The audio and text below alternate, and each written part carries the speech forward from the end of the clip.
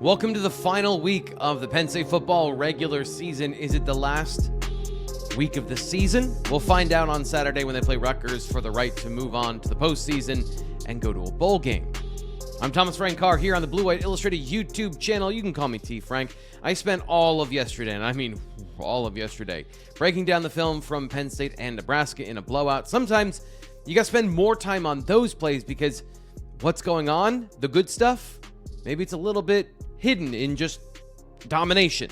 But I've brought you today 3 things that I learned about Penn State, and they're all connected this week. They're all of the same theme. I'll tell you what the theme is at the end of our video. But of course, right over here at the start, please subscribe here to the Blue White Illustrated YouTube channel. Like this video, hype it if you're on your phone. You hit the hype button, helps us out. And of course, check us out at bluewhiteillustrated.com if you want to join me for every single play. Every single weekend, I break down all of it for Penn State football fans so they can understand what went on and why with the Nittany Lions. And by the way, when Penn State gets their new head coach and they get their new offensive coordinator, new defensive coordinator, if that's in the cards, I will be explaining to you what those guys do, why they do it, and how they do it this offseason. So the film study doesn't end. It's just going to be about different things this offseason. So let's get to our 3 things from Penn State's blowout win over Nebraska. Number 3.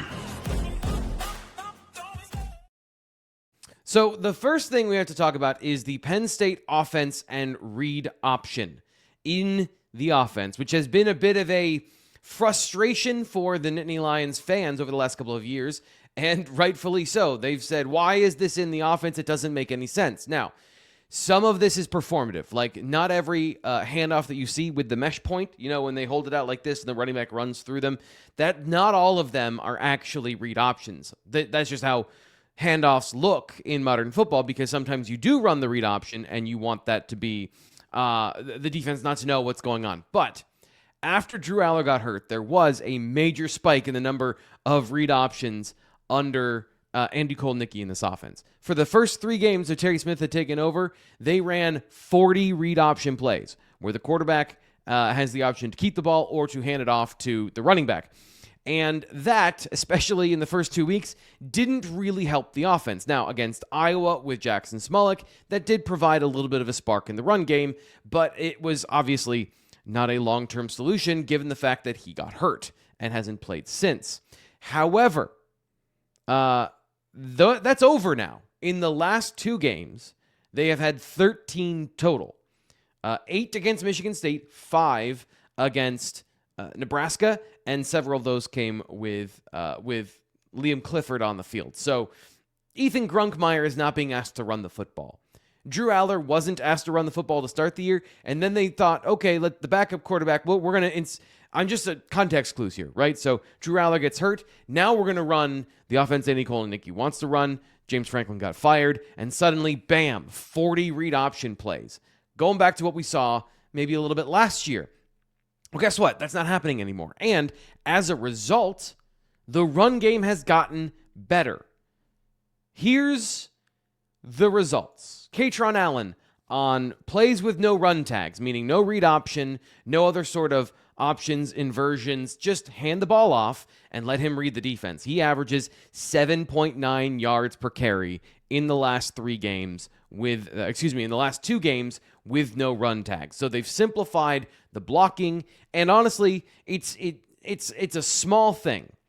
But when you are trying to run the ball and you just give the ball to the running back and allow him to read the defense, that gives him a split-second advantage for him to go and run.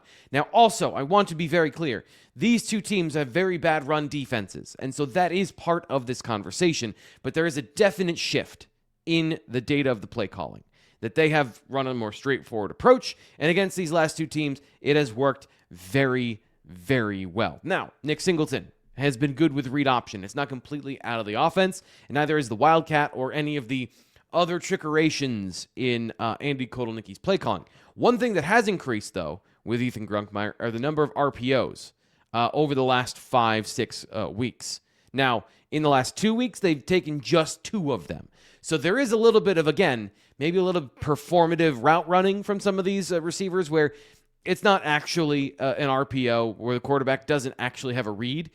They're just giving the mimic of that. Now, that being said, there are legitimately more RPOs in this offense, and that does make sense. You want to give the quarterback the option for some easy short throws to pick up some passing yards and some confidence on plays that don't require him to do a lot of the work. And that is what we're going to talk about with number 2 right after this. Have you heard of Way Fruit Farm? It's this great farm market bakery and cafe. You can shop at them either at their farm in Port Matilda or downtown State College. No way. Yes, Way Fruit Farm. They have all sorts of seasonal fruits and veggies. Way cool. No, Way Fruit Farm. But anyway, you should visit their bakery and cafe. They serve amazing food all day. Way. Fruit Farm. Number 2. There's a bit of a double-edged sword here, but the good has obviously been good for Ethan Grunkmeyer in the way that they have attuned the passing to his needs so far in the last couple of games. So let's take a look at the last 3 games and how they've re-engineered the offense from what it was in the first couple of games against Iowa and against Ohio State, where there was a lot of screens, a lot of short throws. The lateral air raid, I think, is what people were calling it, which makes a lot. As a good example of what they were doing. Now, play action, intermediate shots. That is what is the driving the passing game for Penn State. You saw that last night, and you saw them try to do that against Michigan State, where it did not go as well. Like, let's be clear. This hasn't been perfect. There are still, I think, 10 plays in the intermediate passing game that have resulted in sacks or that have resulted in throwaways. So it is when he throws the ball, it's been highly efficient. 21 yards per completion on passes of 9 to 19 yards. He's 8 of 10 for 212 yards. An explosive element to this passing game.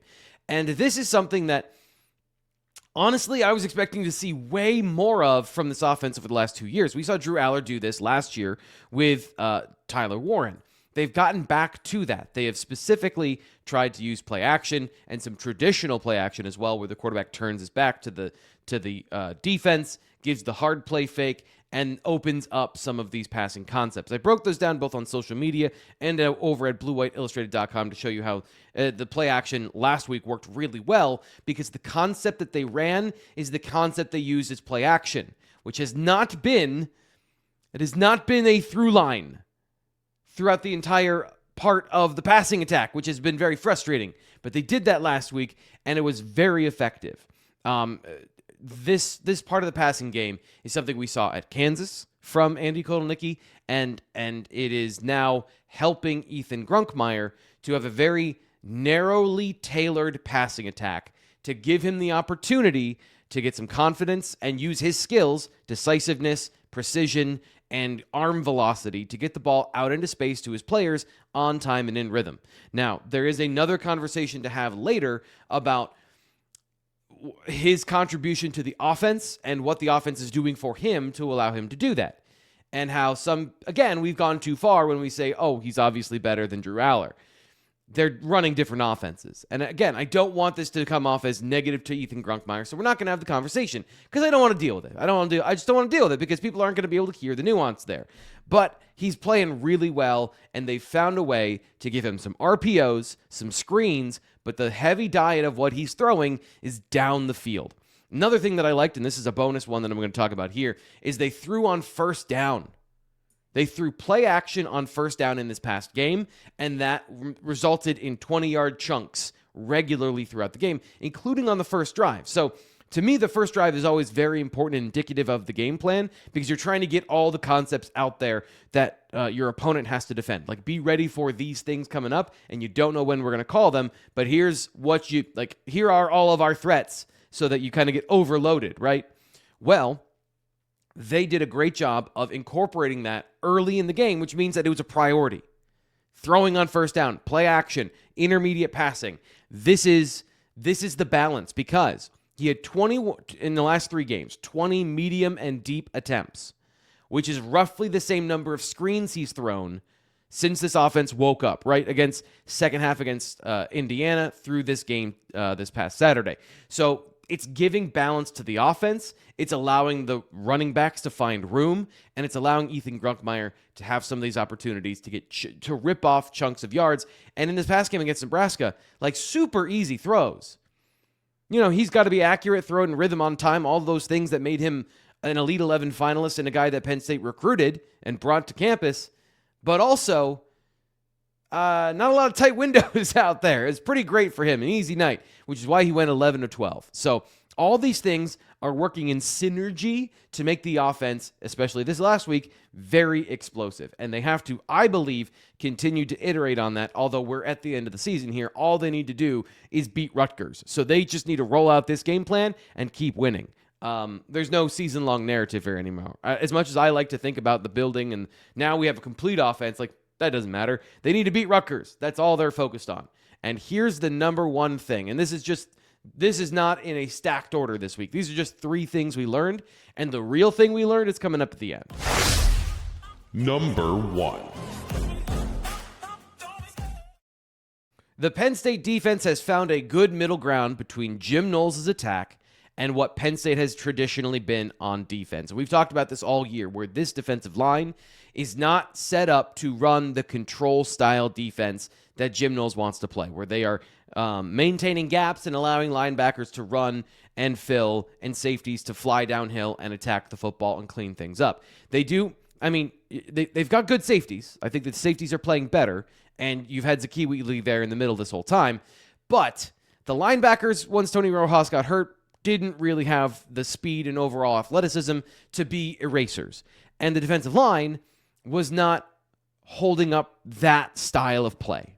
So in the last couple weeks, especially the last 2 weeks when they faced subpar lines, but even going into the Indiana game, Penn State is back to being aggressive. They're back to being physical and attacking up front. And what that does is it disrupts the run concept before it even gets started. So I posted a breakdown over at BlueWhiteIllustrated.com of one of the first run plays where Denied and sudden just gets upfield and destroys, pillages the concept, gets in the backfield and forces the running back to make a play once he gets the football. And I can just give you that, and you'll remember Manny Diaz and Chop Robinson doing that together for a while. So that's what they're back to selectively. Now, they're still finding a middle ground of being aggressive and using the defensive linemen to their best advantage. If you look at the numbers, their run stunts, their run blitzes are all up in the second half of the season since the change. And really, in the last couple of weeks, that aggressiveness has paid off. So there was a little bit of a ramp-up period, but they're trying to get back to more of an attacking style defense. They still have Jim Knowles' control style stuff in there. The coverages, the play calls, it's all being adapted to Knowles and his kind of vision of it. And I'm really interested in what this could look like long term. If you added a little more of that attack style, maybe a little more simplification from Jim Knowles and the defensive complexity on the back end, I would be intrigued to see what iteration comes out of this evolution, because we saw this evolution of what the defense was for Ohio State because of the constraints and the problems he found early with the Buckeyes. And then they developed a really, really, really hard defense to defend by the third year. And I understand this year's over. Half of Penn State fans want him gone anyway. But if he were to stay, I think that there's an exciting new opportunity here of edgier Jim Knowles and this defense, if that were to be the future. Now, it doesn't have to be, but I would be interested to see how this story plays out, because good coordinators can adapt, right? And good coordinators will find a path forward. And I think here in the second half, like by dictation from the coach, Knowles has found a different path forward. And that is, I think, interesting when you look at the results, because it's been really effective at stopping the run. Maybe not as much against Michigan State, but really this last week is when they dialed things up against a Nebraska offensive line that's just flat out average. Like, they're not as bad overall as the Michigan State offense, but their run offense, was bad. And Emmett Johnson, this is also the last thing before I get you into the numbers here. Emmett Johnson is a get him going into space and he'll make players miss, but he's not going to be a guy that is ultra dangerous. Like even on the long run he ripped off, he got caught from behind. I made the comparison half jokingly, but seriously, it's as if you were to give Nick Singleton's body to Katron Allen and turn up the speed by about 3%. That's Emmett Johnson. Super elusive, really good running back at seeing things, making players miss in space, does not have either the size, Nick Singleton, narrower frame, doesn't have the low center of gravity and the power in his lower half, and he doesn't have the breakaway speed to really make dangerous plays. And you saw that where he averaged like two yards after contact in this game. Here it is, 2.4 yards per run on first and second down. That's what Penn State held Nebraska to on Saturday. And what that does, when you stop them on first and second down, it puts their freshman quarterback in a position he didn't want to be in. And unlike Penn State, who threw on first down and gave their quarterback some play action opportunities and the threat of the run, setting up the pass and allowing the quarterback to not be always in a position to fail, Nebraska did the opposite. They decided, we don't trust our quarterback. We don't want to see him with the ball in his hands throwing downfield. They allowed him to throw past the 10 yards downfield on first or second down 0 times in the first half. And then the game was over because Penn State built a 23-3 lead by halftime, and then after halftime made it 30-3, and then you have to throw. Now it's not a choice. You have to throw the football. And they were able to get something going, but it was too little too late. And now Penn State's defense has a massive advantage because they're exactly where they want to be, which is having to worry much less about the run game and just attack the quarterback and control. That's where they were in the second half. That's why they were as successful as they were. It was the work they did early in the game, but also the offense giving them a giant lead and the team playing complementary football. That leads us to, I'm going to play this again, the real number one thing that we learned about Penn State this last week. Number 1. Now, I've said it a couple of times, kind of obliquely, because I did want to save it for now, but these 3 things are the direct effect that Terry Smith has had on Penn State's offense and defense. We've talked so long about the head coach meddling in the play calling, specifically on offense, right? Like with James Franklin. That was the accusation for James Franklin for years. And for years, we tried to explain he's not meddling in the play calling. He's not stopping the coordinator and telling him to call something differently. He's not down there calling plays in the red zone. That is stupid. That's idiotic. But it's a belief that people had out there. This is what meddling in the play calling looks like. This is what meddling, positively, by the way, in the course of your offense and defense looks like. Now, the changes, Penn State had made changes over the years under James Franklin. Earlier this year, they went to a more short passing attack with Drew Aller to compensate for the fact that their passing game wasn't working in the non-conference season when they were working on deep shots. So they did make some changes. These are the right changes. These are the changes that have worked. So if you want to, people want to know, what's the difference? Why is Penn State playing this way? Why are these things working? Well, they have simplified the run game and allowed these running backs to just get the ball, read the defense, and make plays. Allowed the offensive line to run block and really kind of get into their concepts. They've allowed the quarterback to throw the ball into intermediate windows and taken some of that option football, some of those decisions that are just kind of hidden in the play, off his plate. RPOs, play action, and only select passes down the field. Now, part of that is because they don't have the quarterback at this time to throw down the field, but they've streamlined the offense and allowed them to play faster and with more confidence.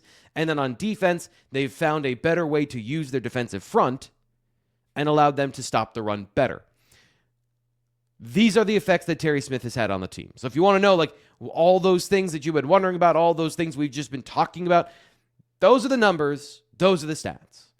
And again, the teams that they've played, Indiana certainly was a game that you should put in the positive column for Penn State, which is what I was trying to say after the game of, that's a positive step for this team. They didn't win, and when you don't win, people just want to be mad about that fact. But the way they played, the style they played, was the beginning of this, especially in the second half of that game, which is now that we have 3 games of data, can actually go and point to it and say, here are the things that have changed.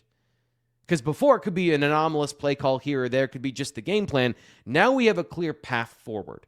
And it's produced massively positive results for the team, even if they have just beaten two mid or low tier teams in the Big Ten.